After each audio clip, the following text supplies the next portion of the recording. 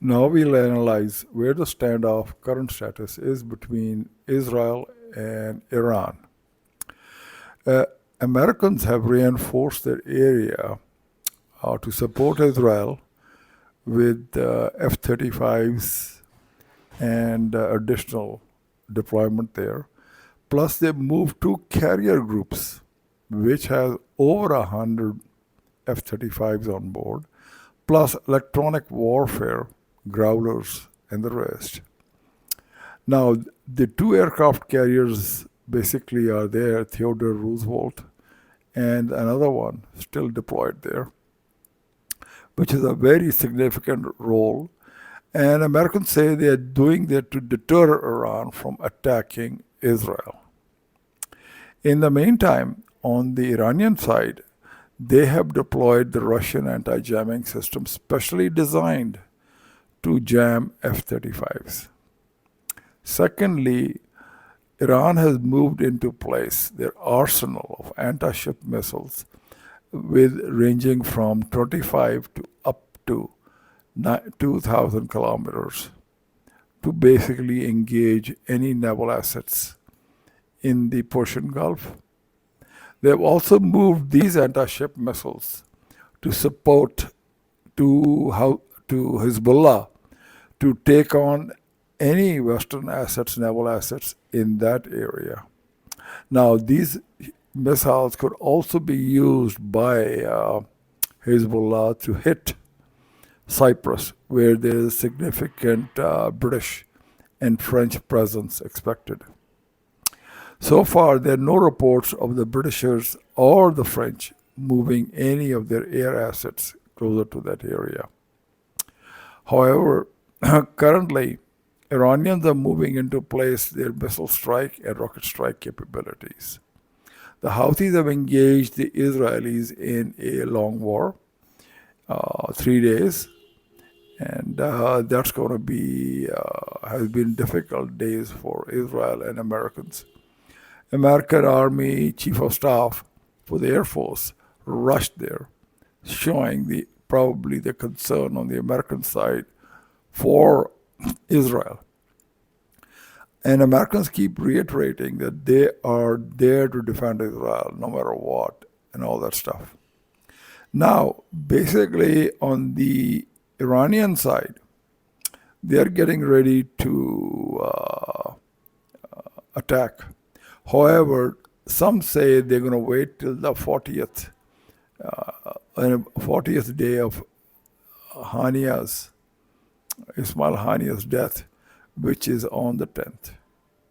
Iranians, in the meantime, have moved and banned all flights from landing, operating, and crossing over Iran starting the 1st of September.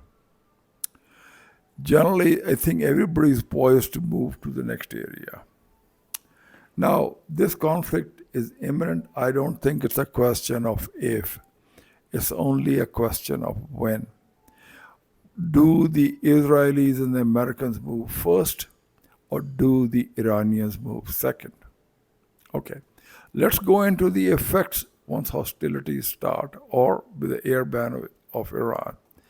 It'll be extremely difficult for the people from India, Pakistan, Bangladesh to go to the West, especially Europe and America, because Russia does not allow overflights of Western airlines. So mostly people would have to go via using other airlines other than Western airlines. Okay. Currently in play are the Arab Emirates and Oman and the rest. But once hostilities start, these carriers will also not be able to operate.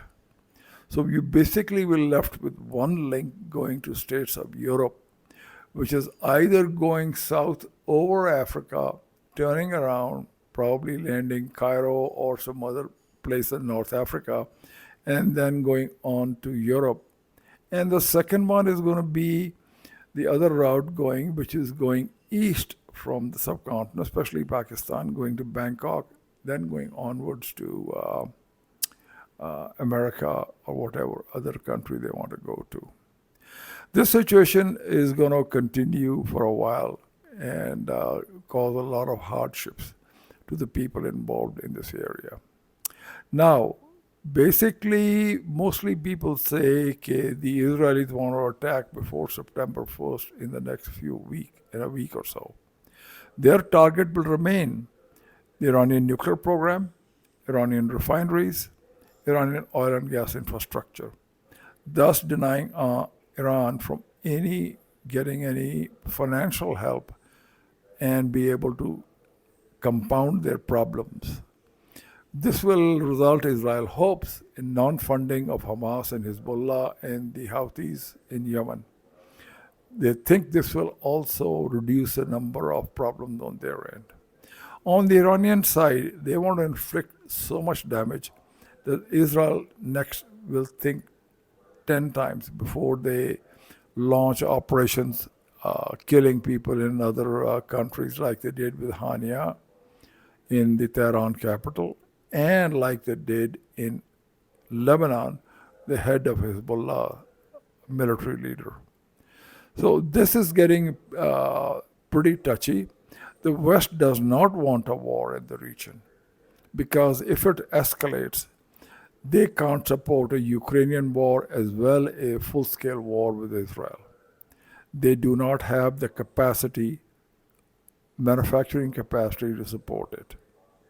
I again repeat, the West does not have the manufacturing capacity to support both Israel and Ukraine in their war efforts against Russia as well as Iran. Now, what does that mean? It means that the player which will decide all this will be China.